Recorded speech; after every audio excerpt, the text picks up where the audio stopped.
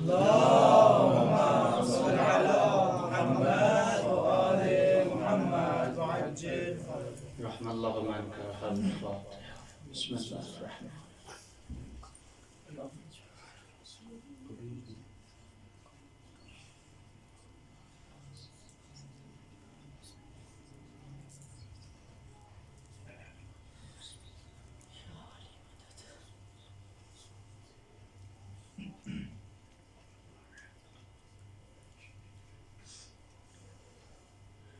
مالک خالق اللہ تجھے اپنی عزت و عظمت و رفت و جلالت و کریمیت کا واسطہ جتنے بھی حاضرین ہیں اور میں حقیر سمیت جتنا کلام پاک تلاوت کیا ہے انبیاء اولیاء وصیاء شہداء صالحین بالخصوص سیدہ کریم اہل بیت امام موسیٰ کاظم اور امام زمانہ کی خدمت میں ہدیہ پیش کرتے ہیں مالک جو اجر و ثواب اس مجلس اعزا فرش اعزا اور تمام اہتمام کا جو بھی اجر موصول ہو مالک تمام حاضرین بالاخص صاحب فرش اعزا بانی مجلس کے جتنے بھی مرحومین ہیں اور جن کے لیے کوئی فاتحہ پڑھنے والا نہیں مالک ان کی ارواح کو حساب فرما کریم اللہ تجھے اپنی عزت و عظمت کا صدقہ جتنے چل کے آئے ہیں آج کی اس دن کی غربت کے صدقے مالک تمام کی حاجتوں کو اپنی بارگاہ میں مستجاب فرما کریم اللہ تجھے اپنی عزت و عظمت کا صدقہ بانے مجلس کے مالک اللہ جو بھی حاجات ہیں ان کو اپنے بارگاہ میں مستجاب فرما جو دعائیں بتانے کے لیے ذمہ لگانے کے لیے زبان پہ آنے کے لیے علیم و بالذات صدور ہے میرا اللہ سینے میں چھپے ہوئے رازوں کو بہتر جانتا ہے ان تمام دعاؤں کو مستجاب فرما جو بیمار ہیں بالخصوص بانی مجلس کے ذمہ جن مریضوں میں دعا ذمہ لگائی مالک اللہ ان کے خانوادے میں جو بھی مریض ہیں بیماری کربلا کے صدقے مالک صحت تندرستی شفا کلی عطا فرما مالک اللہ جتنے حاضرین میں حقیر سمیت چل کے آئے ہیں باب العلم کی بیٹی کے جوار میں مالک صحیح معنوں میں علم و عمل کی توفیق عنایت فرما کریم اللہ تمام حاضرین کے صغائر و کبائر گناہ معاف فرما تمام دعاؤں کا وسیلہ مستجابت دعا سرکار حجت خدا امام زمانہ کا جلد جلد ظہور فرما ہمیں ان کے آوار و انصار میں شامل فرما تمام دعاؤں کی مستجابت کا بہترین ذریعہ بلندتر صلوات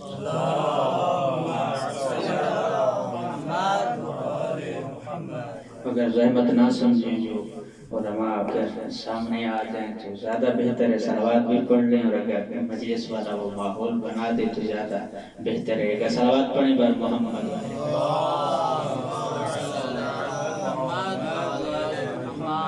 جو اٹھے نہیں کم از کم ہلے جلے ہیں ان کی عزت و عظمت کے لیے پھر صلوات پڑھ دیں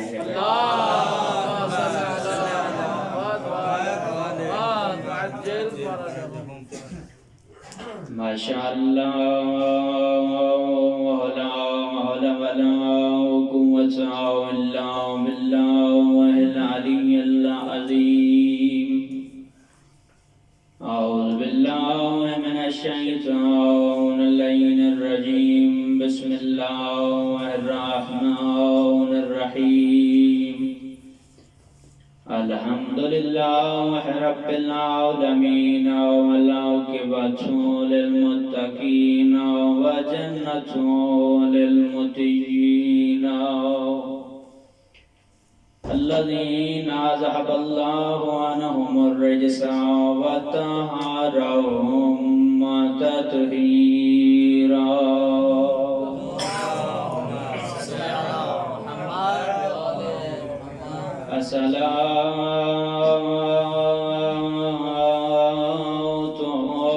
والسلام على السيدات الجليلات المخدومة المظلومة المحرومة ثم الصلاة والسلام على الحسن المخدوم المظلوم المقتول المسموم والحسين الغريب المظلوم المقتول المذبوح بأرض كربلاء وزين العابدين أو مريضا وباكرا سويرا وزينب وسيرة من الكوفة والشام. أما بعد فقد قال النبي صلى الله عليه وآله وسلم: بسم الله الرحمن الرحيم. القرآن مع علي وعلي مع القرآن. بلند الصلوات.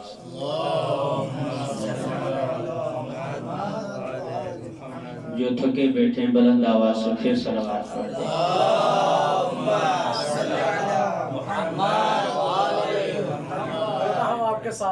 اللہ آپ کو سلامت رکھے انشاءاللہ. محمد و اہل بیت علیہ السلام تمام کے حامی و ناصر رہیں. ہمارے پاکستان میں کہتے ہیں کہ مولانا صاحب کو ممبر جب دیا جائے تو ان کو بتا دینا چاہیے کہ آغا صاحب آپ کا اتنا ٹائم ہے. تو حوضے میں کم از کم احتراماً یہ ہے کہ جو ٹائم ہمارے پاس موجود ہے جتنا آپ بولتے آئیں گے تو میں کوشش کروں گا کہ اس کو سمیٹ پاؤں. اگر چپ رہیں گے تو میں نے اپنا جو یاد کیا ہے سبق وہ تو سنا کے جاؤں گا. تو میرا حق تو یہی بنتا ہے کہ میں آپ کو سناؤں. اب آپ کا مزاج عبادت خدا بہتر جانتا ہے کس انداز سے سننا پسند کریں گے. لیکن یہ کہتا ہوں کہ کسی بھی محفل میں کسی بھی جگہ پر آپ بولیں یا نہ بولیں قبر میں بولنا پڑے گا علی حق کا امام. کیونکہ علی اس حق کی حقانیت کی ایک ایسی دلیل ہے جو انسان کی نجات اور شفاعت کا ذریعہ ہے.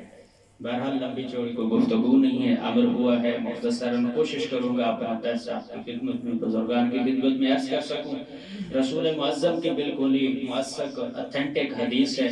رسول فرماتے ہیں القرآن مع علی و علی مع القرآن، کہ قرآن علی کے ساتھ ہے اور علی قرآن کے ساتھ ہے. تو یہاں پہ میں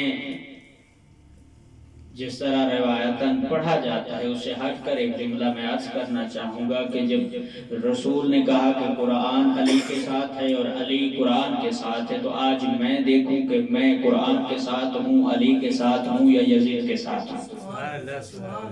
اس کو دیکھنا پڑے گا انسان کے اپنے عمل کے تناظر میں کہ اس کا عمل جو ہے وہ علی والا ہے کہ علی کے دشمنوں والا ہے.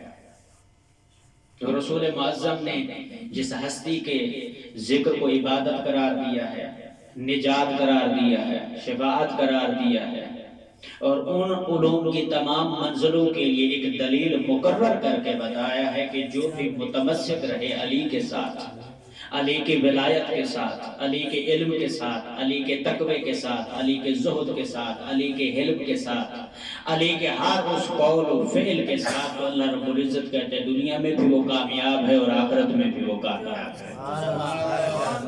ہاں لیکن اگر اس کامیابی کو حاصل کرنا چاہے انسان تو کیا آیا صرف علی سنے تو کامیابی مل جائے گی؟ علی پڑھے تو کامیابی مل جائے گی؟ علی کی ذات کے ہر قول و فعل کے اوپر یا ان کے کیے ہوئے ہر اس عمل کے اوپر عمل کرنے سے وہ کامیابی ملے گی یا نہیں؟ تو آغا انصاریان بہت ہی خوبصورت جملہ فرماتے ہیں. وہ کہتے ہیں کہ ضروری نہیں ہے ہر اس انسان کے لیے کہ وہ علی کو پورا پہچان پائے، چونکہ انسان کی اس ناقص عقل کی اتنی طاقت نہیں ہے کہ وہ علی کو پورا پہچان پائے. چونکہ رسول معظم کی حدیث ہے، رسول فرماتے ہیں کہ وہ بندہ جو یہ کہے کہ میں نے علی کے فضائل اور عظمت کو بیان کر دیا یا میں نے علی کے فضائل کو درک کر لیا ہے، تو رسول فرماتے ہیں اس کی مثال ایسے اس ایک مکھی کی سی ہے جو سمندر کے پانی میں جا کر اپنے پنکھوں کو تر کر کے کہتی ہے میں نے پورا سمندر پی لیا ہے.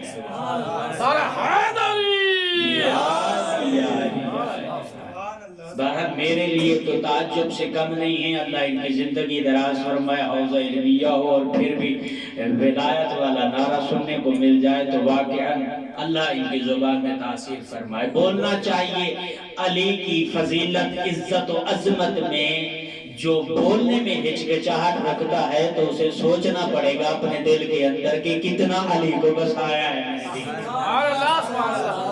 फजाइल पढ़ेंगे तो इंशाअल्लाह देखना पड़ेगा कि मैंने दिल के अंदर कितना अली को बसा के रखा है। अली खुद ही एक बहुत बड़ा फजीलत का एक लफ्ज है और अजमत। यहाँ कहता हूँ कि लफ्ज अली की इज्जत और अजमत ही इतनी है कि जहाँ पर कायनात की तमाम बुलंदियां खत्म होती हैं वहाँ लफ्ज अली की बुलंदी शुरू होती है। नहीं मोहताज कोई जुबान, कोई कान, कोई आंख, कोई रूह, कोई जिस्म, कोई ईमान के अली की फजीलत को बयान करें। हाँ, हम अपने एतबार से, अपनी इस्तेताअत से कोशिश कर रहे हैं कि अली पढ़ें, अली सुनाएं, अली सुने, अली पहुंचाएं। हाँ, आगे हर किसी के ईमान और तकवे और उसकी इबादत और रियादत का मेयार है कि वो कितना तर्क कर सकता है। क्यों? क्योंकि इंसान का खुलूस उसकी इबादत में भी बहुत अमल दखल रखता है, उसके ज़ुहद में भी, उसके अमल में भी। हाँ, अली अगर बगैर अमल के है तो उसे मुनाफिक कहते, मलागनी कहते। हमारे यहाँ पाकिस्तान में जो सिर्फ खाली एक हमारा एक तबका खास है जो कड़े शड़े जिन्होंने पहने हुए होती हैं, बालियां शालियां पहनी होती हैं, कोई 5-8 उन्होंने लॉकेट पहने हुए होते हैं, बड़े बड़े बाल होते हैं, 6-4 की मूछें होती हैं जनाब, दाढ़ी रसूल सुन्नत की कत्ल की भी होती है, वो भी कहते हैं हम अली वाले। तो उस्ताद मोहतरम कहते हैं लानत है ऐसे अली वाले पर जो सुन्नत रसूल को पामाल करके और किरदार अली की शबहत को खत्म करके अगर कहे मैं अली वाला हूं तो वो अली वाला नहीं हो सकता। हाँ, चौथे इमाम फरमाते हैं अगर तेरे दाएं बाएं सामने पीछे अगर 40-40 घर काफिरों का हो और दरमियान में अलम अब्बास लहराने वाले एक मवाली का घर हो, जब वो बाहर निकले तो सारे उंगली से इशारा करके कहे देखो किरदार अली की शबीह आ रहा है। ऐसे अपने अमल को बनाओ। हमारे यहाँ ये रिवाज है, जुलजना की शबीह, ताज़िये की शबीह, कुरान की शबीह, हर चीज की शबीह। उस्ताद फरमाते हैं कि अपनी अगर शबीहों को बनाना है तो फिर जवान को चाहिए कि वो अपने आप को अली अकबर की शबीह बनाए।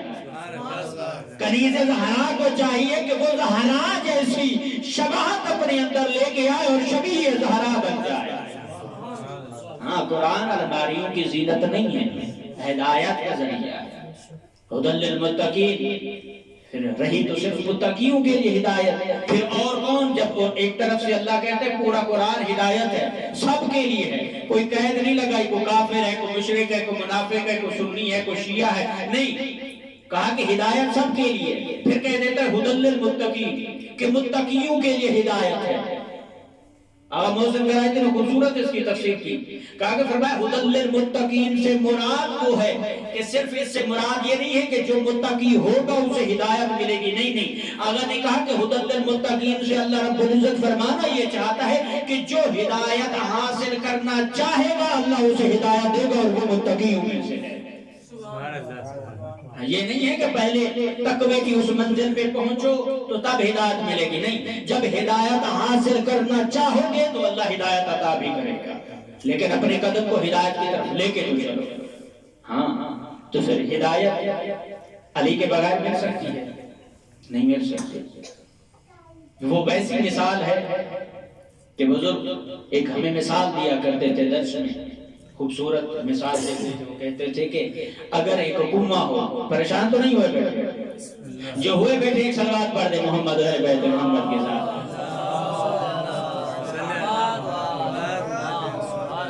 वो फरमाते थे कि अगर एक कुआं हो उसमें कुत्ता मर जाए, ये बता रहा हूं कि बगैर अली के ना तो सिरात मुस्तकीम बन सकती है और ना वो सिरात हिदायत का जरिया बन सकती है। बगैर अली के कुआं है, अगर उसमें कुत्ता मर जाए तो पानी क्या है? नजस है। इतने डोल निकाले, जब नजासा जायल हो जाए तब जाके आप वो उसको काबिल इस्तेफादा समझकर इस्तेमाल कर सकते हैं। अब अगर कुत्ता मर जाए, कोई ऐसा बंदा जिसको मालूम ना हो, अगर वो रोजादार भी हो, वहां से पानी पी ले तो रोजा बातिल नहीं होता। अगर मालूम नहीं है, और अगर मालूम हो कि कुएं में कुत्ता मरा पड़ा है तो वहां से चाहे रोजादार हो या ना हो उसका पानी पीना जायज नहीं है। इसी तरह से उस्ताद फरमाते हैं कि जिस दिल में अली ना हो تو وہ نجاست کا وہ منبع ہو سکتا ہے، اور جہاں پر نجاست ہو وہاں پر پاکیزگی ہو نہیں سکتی، اور جہاں پر پاکیزگی نہ ہو وہاں علی نہیں سما سکتا، علی نہیں آ سکتا۔ اسی طرح سے جیسے کنویں میں کتا مرا پڑا ہے، اگر روزہ دار ہو معلوم نہ ہو تو وہ پانی اس کے لیے پاک، روزہ اس کا باطل نہیں ہوتا۔ اسی طرح سے وہ دل جس میں علی نہ ہو اور اگر علی کو جاننے کی بھی کوشش نہ کرے، علی تک پہنچنے کی بھی کوشش نہ کرے، تو استاد فرماتے ہیں اس کی مثال بھی ایسے کنویں کے پانی جیسی ہے جس میں دل میں اگر علی نہ ہو تو جیسے کنویں میں کتا مرا پڑا تھا، اسی طرح سے وہ انسان جو دل میں ولائے علی کے بغیر نمازیں روزے حج زکات ادا کرتا رہے، وہ ایسے سمجھے کہ اس کے دل میں بھی منافقت کا کتا ہے، وہ منافقت سے وہ دل بھرا ہوا ہے، اور جہاں پر منافقت سے وہ دل بھرا ہوا ہو وہاں پر علی نہیں آ سکتا، علی سما نہیں سکتا، علی کی کوئی بات کسی بات کی تاثیر نہیں ہو سکتی۔ کیوں امیر کائنات فرماتے ہیں ہدایتیں اور تبلیغیں نہ کیا کرو کہ جب تم خود عمل نہیں کرتے، نماز میں نہ پڑھوں اور تبلیغیں کرو نماز پڑھنے کی، کبھی اس زبان میں تاثیر ہی نہیں آ سکتی۔ سب سے پہلے عمل ہے، اس کے بعد جا کر میں کسی کو کہوں۔ ہم علماء ہیں یہاں پہ جتنے بھی بزرگان موجود ہیں، ہر کوئی اپنے اپنے علاقے میں، اپنے گاؤں میں، اپنی بستی میں تبلیغ کرتا ہوتا، لیکن آپ لوگ جن کے اوپر ایک ذمہ داری اللہ نے ائمہ طاہرین نے رسول خدا صلی اللہ علیہ وسلم نے عائد کی ہے، تو ہمیں دیکھنا پڑے گا کہ جتنے لقمے ہم نے مال امام کے کھائے ہیں، کیا آیا ہم نے وہ حق ادا کیا ہے یا حق ادا کر رہے ہیں یا نہیں۔ میری اگر بیوی یہاں آئے، اس کو اچھا سا گھر چاہیے، اس کو اچھی کلینے چاہیے، توجہ ہے نا آبائیوں۔ میں یہاں اپنی کو مجلس کے دعوت نہیں منوانے ہیں، درس سنانے آیا ہوں، تھوڑا سا اپنے آپ کو تذکر دینے، تھوڑا سا آپ کو متوجہ کرنے۔ صلوات پڑھیں محمد و اہل بیت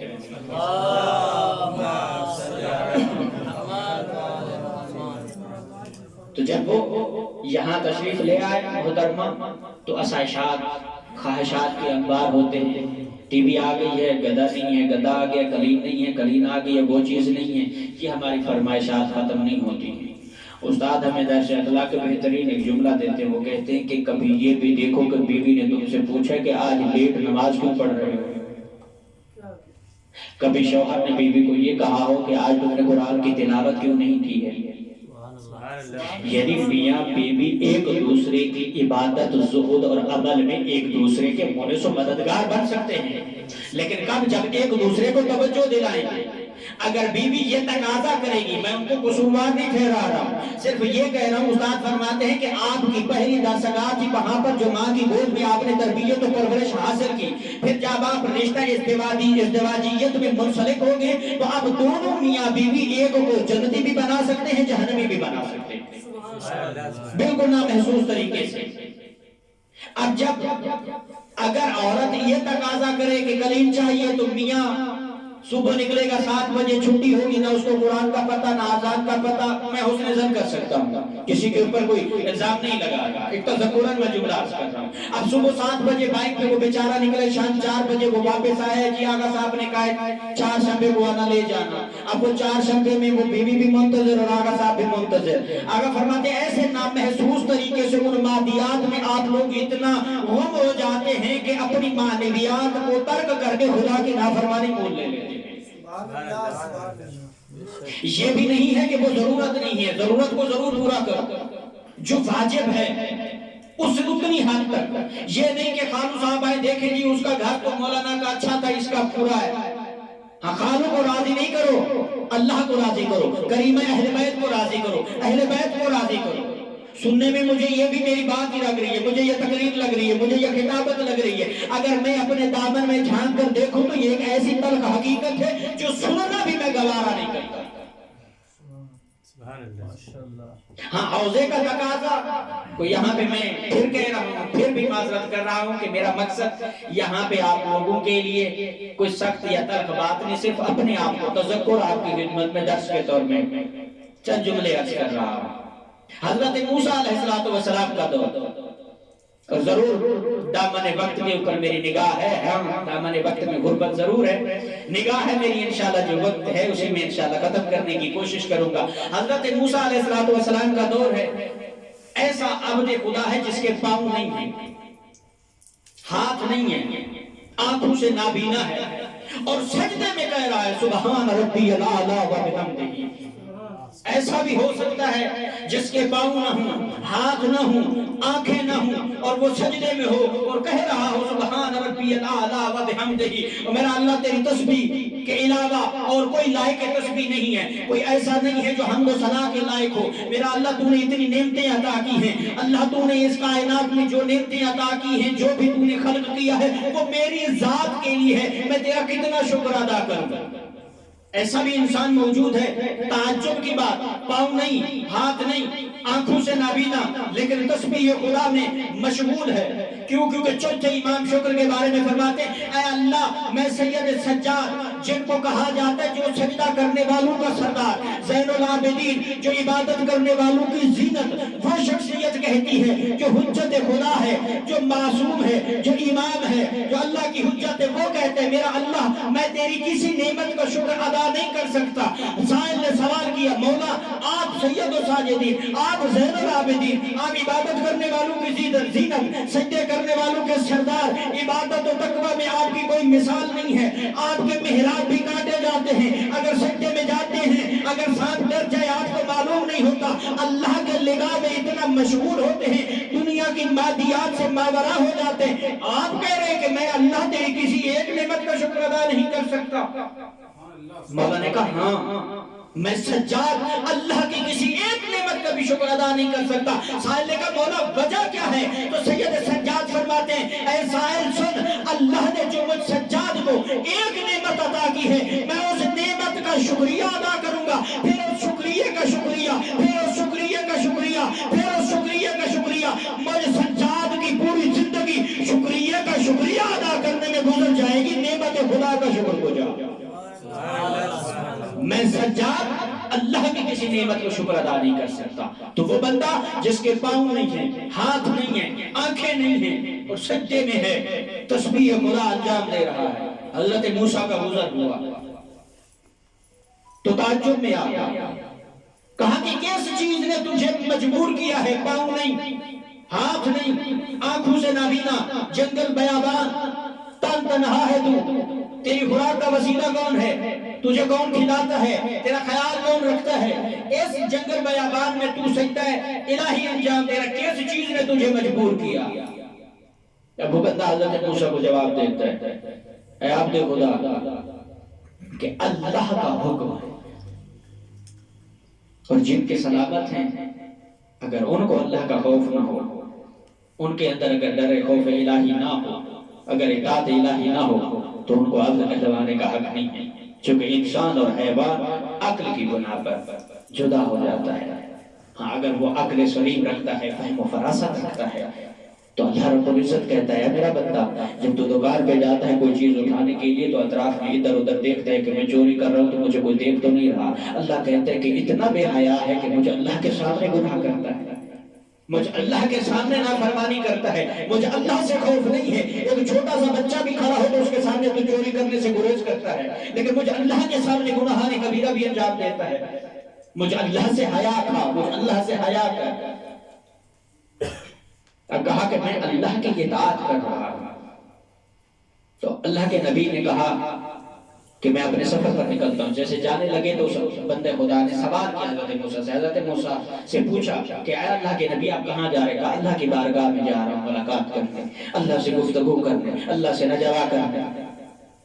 तो कहा जब अल्लाह के पास जाओ तो अल्लाह के नबी अल्लाह से सवाल पूछना कि मेरा मकाम जन्नत है या जहन्नम है। अल्लाह अकबर। यानी पाँव नहीं है, हाथ नहीं है, आंखों से नाबीना, जंगल में बयाबान में तनो तनहा और इबादत सजदा इलाही में तस्बीह तकदीस से हमद खुदा अंजाम दे रहा है। और तब भी अल्लाह के नबी से पूछ रहा है, अपने अल्लाह से पूछना मेरा मकाम जन्नत है या जहन्नम है।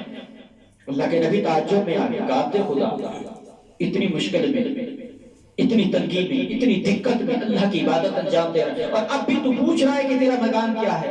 कहा अल्लाह से पूछ के आना, अल्लाह क्या जवाब देता है? اب اللہ کے نبی تیزی سے چلتے چلتے جب خدا کی بارگاہ میں پہنچے اپنے تمام سوالات چھوڑ دیے، کہا اللہ تیرے ایک عبد نے مجھے سوال ذمہ لگایا ہے، مجھے اس سوال کا جواب چاہیے۔ جی موسیٰ پوچھ۔ یا اللہ تیرے عبد نے کہا کہ اس کے پاؤں نہیں تھے، ہاتھ نہیں تھے، آنکھیں نہیں تھی، جنگل میں تن و تنہا تھا، تیری عبادت کر رہا تھا، پوچھ رہا تھا کہ میرا مقام کیا ہے۔ تو اللہ نے کہا ہے موسیٰ نبی جا کر اس کو کہہ دینا کہ تیرا مقام جہنم ہے۔ وہ حیران ہوئے حضرت موسیٰ، کہا ہے اللہ تعجب ہے، پاؤں نہیں ہیں، ہاتھ نہیں ہیں، آنکھیں نہیں ہیں، جنگل میں تن و تنہا تیری عبادت کر رہا ہے اور تیرا حکم ہے کہ اس کا مقام جہنم، کہا جا کر اس کو بتا دے۔ اب جب حضرت موسیٰ اس عبد کے قریب پہنچے تو اس بندے نے کہا اے موسیٰ اللہ سے میرے سوال کا جواب لیا تھا؟ تو حضرت موسیٰ نے کہا ہاں، اللہ نے کہا تیرا مقام جہنم۔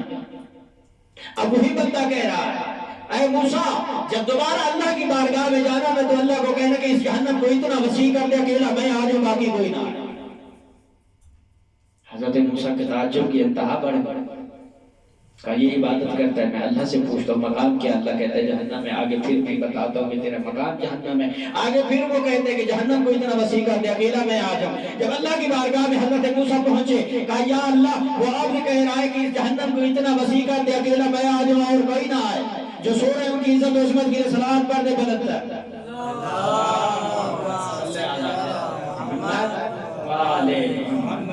جب اللہ کی بارگاہ میں حضرت موسیٰ پہنچے کہا کہ اے اللہ وہ آپ نے کہہ رہا ہے جہنم کو اتنا وسیع کر دے اکیلا میں آ جاؤں باقی نہ آئے، تو اللہ نے کہا جاؤ اسے بول تیرا مقام جنت ہے۔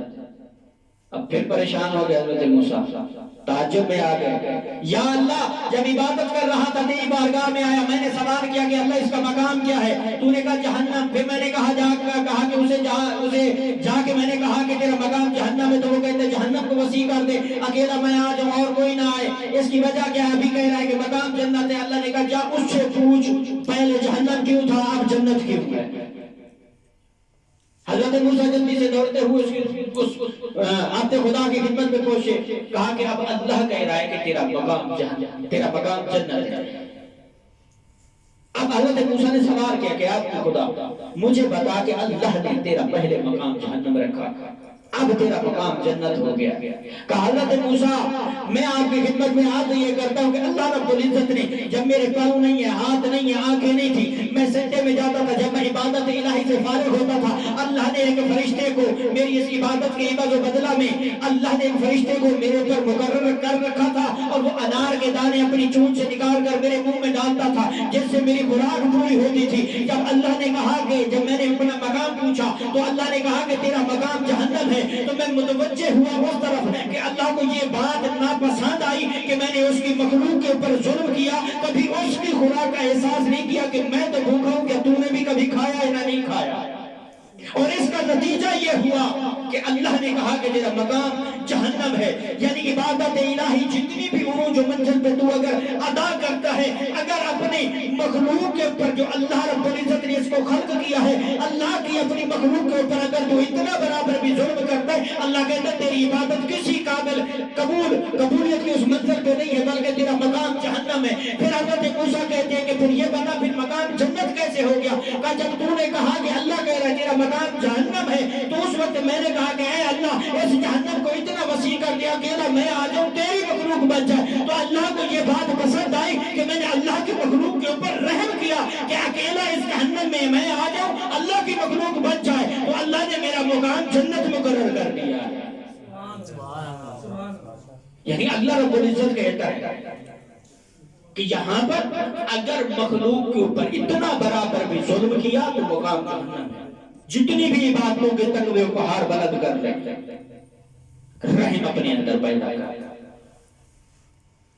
وہ رحم اگر مخلوق خدا پر ہے، اسی مخلوق خدا میں آپ بھی آ جاتے، میں بھی آ جاتا ہوں، والدین بھی آ جاتے، بزرگان بھی آ جاتے، اساتذہ بھی آ جاتے، دوست بھی آ جاتے۔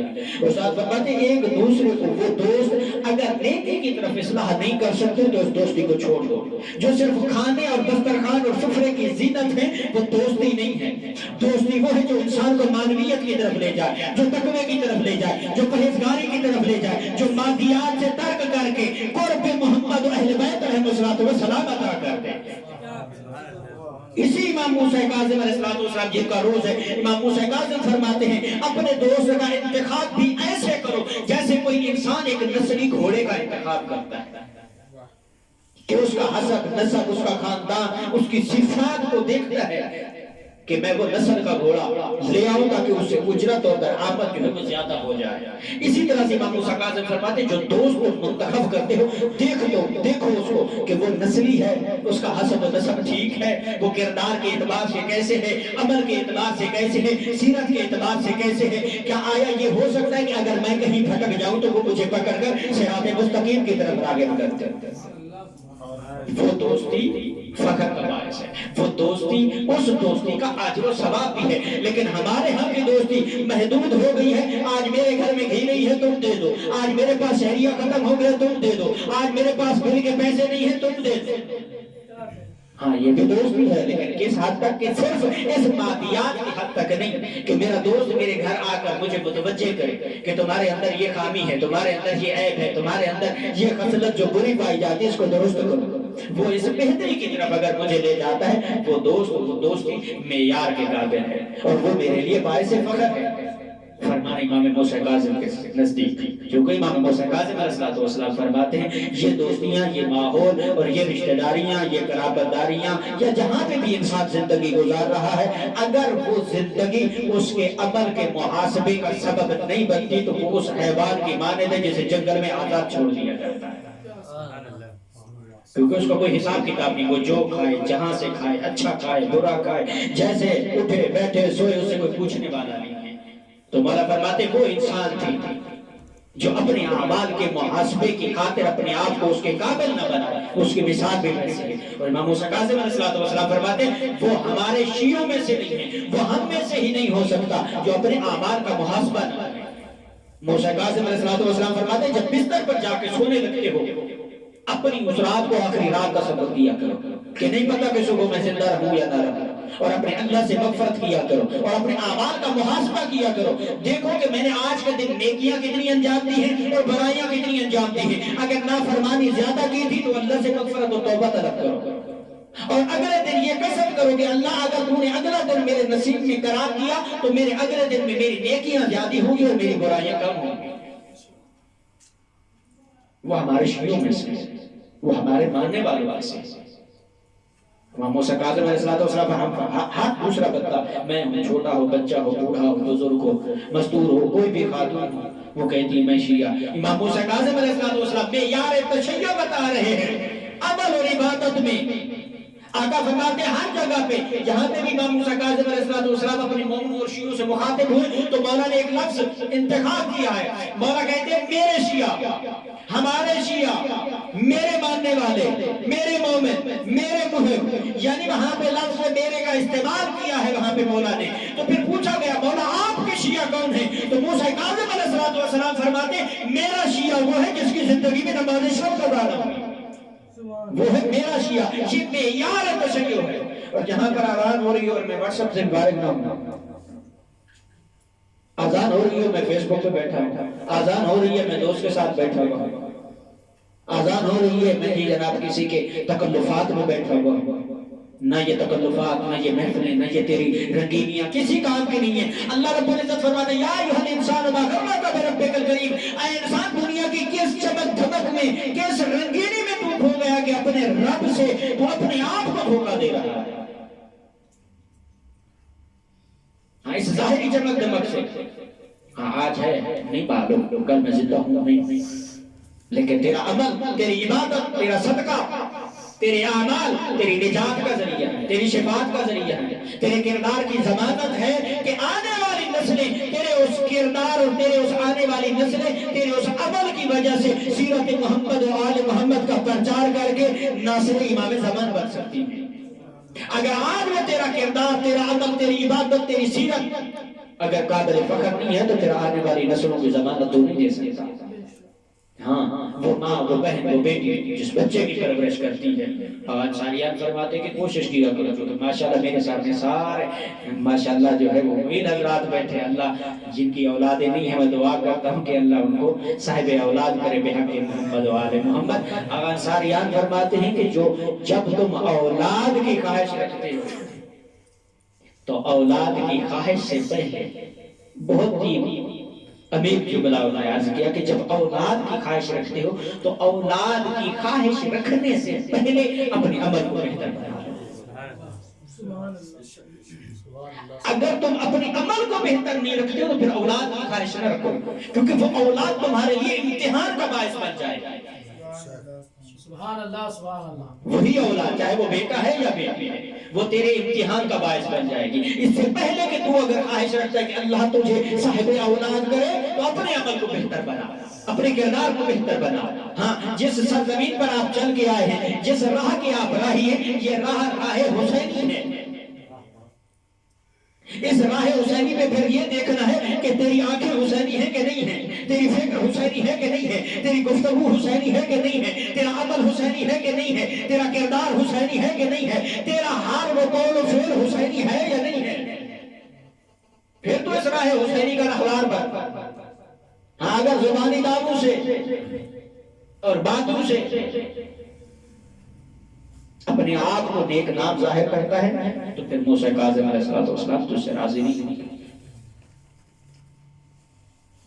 ہر جمعرات کو آپ کے آقا و مولا حجت خدا امام زمانہ جل اللہ تعالیٰ فرج شریف کی خدمت میں نامہ اعمال پہنچتے ہیں۔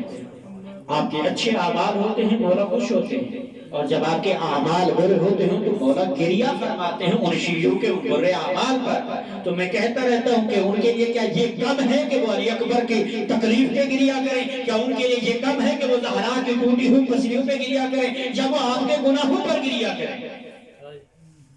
میرے لیے ایک لمحہ فکریہ ہے، میرا دعویٰ میری زبان تک تو محدود نہیں ہے، میرا جو دعویٰ ہے وہ میرے مسخرے تک تو محدود نہیں ہے، میرا دعویٰ جو ہے وہ میرے سنگین دل تک تو محدود نہیں ہے۔ آپ کا مقام، آپ کی منزلت سیدہ کہتی ہے کہ میرے حسن و حسین جیسے ہیں، ملائکہ آپ کے پاؤں کے نیچے پر بچھاتے ہیں۔ طالب علم کی ایک اپنی عزت و عظمت اور معیار ہے اس کا، لیکن اگر اس کے اندر اخلاق نام کی چیز نہ ہو، تقوی نام کی چیز نہ ہو، تو پھر میرا مال ایمان کھانا میرے لیے باعث جہنم کا ایندھن ہے۔ میں الٹا اپنے آپ کو اس جہنم کی وادی کی طرف دھکیل رہا ہوں۔ اگر آج بھی میں اپنے آپ کو متوجہ نہیں کر پاتا، چونکہ وقت جو ہے وہ کسی کا محتاج نہیں ہے، لیکن عمل کا تو محتاج ہے۔ اگر عمل کرے گا تو وہ وقت تیرے لیے نجات کا باعث بن جائے گا، وہ تیری شفاعت کا باعث بن جائے گا۔ آیت اللہ تقی بہجت کی کتاب ہے الفطرت، اس میں وہ چھوٹی سی خوبصورت مثال دیتے ہیں، بس ختم کرنے لگا ہوں اپنی گفتگو کو۔ وہ فرماتے ہیں کہ انسان، ہمارے ہاں بھی پاکستان میں، ہندوستان میں آپ دیکھتے ہوں گے گندم جب اگائی جاتی ہے اس کو بوریوں میں ڈالا جاتا ہے تو اس میں کچھ دوائی ملائی جاتی ہے یا کچھ نیم کے پتے ڈالے جاتے ہیں کہ یہ گندم جو ہے خراب نہ ہو جائے، اس کو کوئی کیڑیاں وغیرہ یا کچھ جو ہے وہ کھائیں نہ، یہ محفوظ رہے۔ آیت اللہ تقی بہجت فرماتے ہیں اے انسان کتنا غفلت میں ہے تو کہ گندم کے دانے کو جو تیرے گلے سے حلق سے نیچے اتر کر وہ گوبر کی شکل اختیار کر لیتی ہے، اس کے لیے بھی تم آنے والے 365 دن کے لیے بھی احتیاط سے کام لے رہا ہے، لیکن اپنے نفس کے لیے، اپنے اس مادی جسم کے لیے تو اپنے آپ کو کتنا آمادہ کر رہا ہے کہ اللہ کی اس جہنم سے اپنے آپ کو محفوظ رکھ پائے۔ ایک گندم ہے، مادی چیز ہے جس کو میں نے کھانا ہے، اس کے لیے بھی میں اہتمام کر کے رکھ رہا ہوں۔ کیوں میرے کائنات فرماتے ہیں نا کہ زیادہ رہا اپنے لیے لے کے جاؤ، تو زیادہ رہا میں کیا لے کے جاؤں گا، میرے پاس کیا ہے؟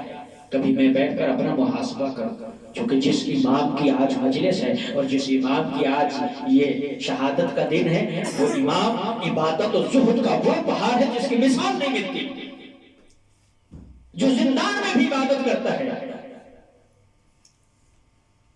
جو اس حالت میں بھی عبادت کرتا ہے کہ رکوع میں ہے تو قیام میں آئے تو دیکھنے پہ وقت ہو جاتا ہے۔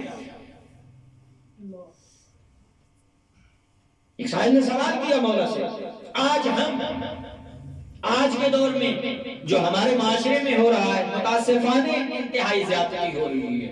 قصیدے ہیں، منقبتیں ہیں، مسدس ہے، بہار ہے، شعر و اشعار ہے، جو بھی ہے جس طریقے سے وہاں پروموٹ کیا جا رہا ہے ان کو، تو ہم اصلا متوجہ ہی نہیں ہیں.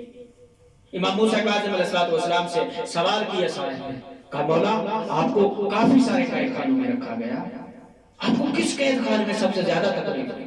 مولا نے کہا مجھے ایک ایسے قید خانے میں رکھا گیا جہاں میں سجدے کی حالت میں ہوتا تھا، اگر اٹھنے کی کوشش کرتا تھا وہ میرے جسم پہ پیوست ہو جاتی تھی. مولا وہاں تکلیف ہوئی؟ مولا نے کہا نہیں مجھے وہاں بھی تکلیف نہیں ہوئی. پھر کہا مولا پھر کس قید خانے میں تکلیف ہوئی؟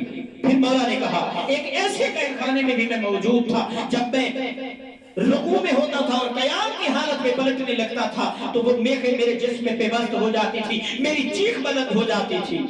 پھر کہا کہ مولا اس قید خانے میں تکلیف ہوئی ہے؟ کہا کہ نہیں اس قید خانے میں بھی تکلیف نہیں ہوئی. پھر کہا کہ مولا اس سے اور بڑی تکلیف کیا ہو سکتی ہے؟ تو مولا نے کہا کہ مجھے ایک ایسے قید خانے میں رکھا گیا جہاں میں آسانی سے سو بھی سکتا تھا، میں بیٹھ بھی سکتا تھا، میں اٹھ بھی سکتا تھا، میں چہل قدمی بھی کر سکتا تھا. کہا مولا تعجب ہے، ایک ایسے قید خانے میں جہاں میخیں پیوست ہوتی تھی وہاں بھی تکلیف نہیں ہوئی، قیام سے رکوع میں آتے تھے تکلیف ہوتی تھی، خون بہتا تھا وہاں بھی تکلیف نہیں ہوئی، اس قید خانے میں کیسی تکلیف؟ تو مولا نے کہا ساتھ ایک طوائف کا گھر تھا، جب وہ گھنگرو پہن کر ناچتی تھی اس کے گھنگرو کی آواز مجھ موسیٰ کاظم کے کانوں پہ پہنچتی تھی تو مجھے ایسے لگتا تھا کہ میرے سینے میں کوئی خنجر پیوست ہو. اللہ اکبر. تو پھر میں دیکھوں میرا عمل، میرا کردار، میری سیرت کہاں پہ ہے؟ صرف میں کھا کے سونے میں تو مصروف نہیں ہوں. بس ادارو مقدمتاً مسائل کی طرف آنا چاہ رہا ہوں، دو جملے عرض کرنا چاہتا ہوں. تمہیدیتاً یہ وہ امام ہے کہ ایک صحابی مولا کی خدمت میں آتا ہے، کہتا ہے کہ مولا میرے گھر میں بیٹی پیدا ہوئی ہے. تو مولا نے کہا کہ نام کیا رکھا ہے؟ کہا مولا فاطمہ رکھا ہے. تو میرا امام موسیٰ کاظم علیہ السلام بغداد کا قیدی مولا، آنکھوں سے داڑھی وہ آنسو جاری ہوئے اور داڑھی تر ہو گئی. پھر آگے مولا کہتے ہیں کہ جب تم نے اپنی بیٹی کا نام فاطمہ رکھا ہے نا تو پھر اسے کبھی تماچا مت مارو. اللہ اکبر. میں کہتا ہوں کہ اے موسیٰ کاظم علیہ السلام آپ کی زندگی میں بھی اپنی آپ کو اپنی جدہ زہرا کے وہ کھائے ہوئے تماچے نہیں بھول پائے. اجرکم علی اللہ، اجرکم علی اللہ.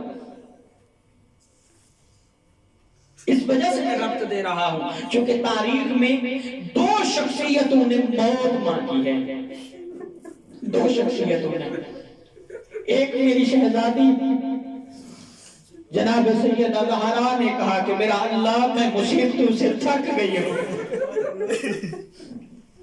میں تھک گئی ہوں اس دنیا کی مشکلات سے، میرا روح پرواز کر جائے. اور دوسری شخصیت جو امام موسیٰ کاظم علیہ السلام ہے، مناجات امام موسیٰ کاظم علیہ السلام میں جملہ ملتا ہے، مولا آسمان کی طرف منہ کر کے کہتے ہیں کہ اے ان شیرخوار بچوں کو ماں کے ان تھنوں سے دودھ دینے والے اللہ، اے میرے کریم اللہ، آسمان سے بارش برسانے والے میرے مالک، اے زمین سے فصل اگانے والے اللہ، میں موسیٰ کاظم کو جلد رہائی عطا فرما.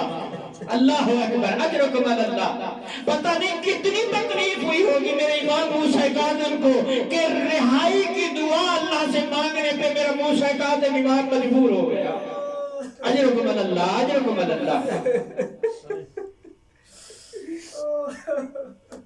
کتنی غربت ہے موسیٰ کاظم کی. بس آخری جملہ عزیزانو، آنکھوں کا غسل ہو جائے. آج شہادت ہے، 25 رجب المرجب ہے. جس بی بی کی بارگاہ میں بیٹھے ہیں، میں چاہتا ہوں آج اس معصومہ کم بی بی کو اس کے بابے کا پرسہ دیں. ہم کہیں اے معصومہ کم بی بی، تیرے بابے کی غربت کے تجھے بہت ارمان کرتے اور تیری خدمت میں تعزیت پیش کرتے ہیں. اور بی بی تو مدینہ سے بغداد، بغداد سے صحابہ، صحابہ سے قوم کی سرزمین پہ پہنچی. اور میری بی بی جب صحابہ کے مقام پہ پہنچی نا، جب تلیوں سے خون بہنے لگا تو رو کے کہتی ہے اور میرا اللہ مجھ معصوم قوم کی مظلومیت کو دیکھ، اور میں کہتا ہوں معصوم قوم بھی تیری مظلومیت میں بھی میں قربان ہوں، تیری غربت بھی کوئی کم نہیں ہے، لیکن دیکھ کربلا کی سرزمین میں حسین کی بہن زینب کبریٰ اور شام کے بازاروں میں بغیر چادروں کے چل رہی ہے، اور بندے ہوئے ہاتھ رو رو کے کہتی ہے مسلمانوں مجھے پہچانو، اور میں علی کی بیٹی ہوں، میں زہرا کی بیٹی، اجرکم اللہ اجرکم اللہ۔ بس عزاداروں آج اس بی بی کے جوار میں بیٹھے ہوئے ہیں، معصوم قوم بی بی کے جوار میں، معصوم قوم بی بی کو تاریخ کہتی ہے کہ بی بی کو اپنے بابا سے بہت زیادہ پیار تھا، لیکن انسانی فطرت ہے کہ بیٹیوں کو باپ سے زیادہ محبت ہوتی ہے، ماں کو بیٹوں سے زیادہ محبت ہوتی ہے، اور قربان جو بیٹیوں کے باپ بیٹھے جیسے ہی بابا کچھ دیر کے لیے باہر جائے نا، جیسے ہی دروازے پہ دستک ہو، بابا ہو یا نہ ہو، بیٹی دوڑتے دوڑتے دروازے پہ چلی جاتی ہے اور ماں سے مخاطب ہو کے کہتی ہے میرا بابا آ گیا ہے، میرا بابا آ گیا ہے۔ عزاداروں سنا کے جملہ قیامت کا منظر تھا، 14 سال میں 28 عیدیں آتی ہیں، ہر عید پہ موسیٰ کاظم کی بیٹیاں جب بھی دروازے پہ دستک ہوتی تھی بابا بابا کرتے دروازے پہ پہنچ جاتی تھی، اور ماں کو کہتی تھی اماں ہمارا بابا۔ اجرکم اللہ اجرکم اللہ اجرکم اللہ۔ اللہ آپ کے آنسو قبول فرمائے، مولا آپ کی عبادت قبول فرمائے۔ شرم کر کے گریہ نہ کرنا، آج وہ دن ہے جو دو شخصیتیں موسیٰ کاظم کی، ایک معصوم قوم بی بی یہاں موجود ہے اور ایک امام رضا علیہ السلام موجود ہے۔ رونے والوں بتاتا چلوں، آج امام رضا علیہ السلام معصوم قوم بی بی کے جوار میں بیٹھے ہوئے، بتاؤ مظلومیت امام رضا، جب امام رضا مدینہ میں بیٹھے ہوئے تھے نا، ادھر سے امام رضا علیہ السلام کے بابا بغداد کا قیدی امام موسیٰ کاظم جب آخر وقت تھا تو اس وقت وصیت کرنے لگے، ادھر سے امام موسیٰ کاظم علیہ السلام کے فرزند امام رضا کے چہرے کے اوپر سردی چھانا شروع ہوئی۔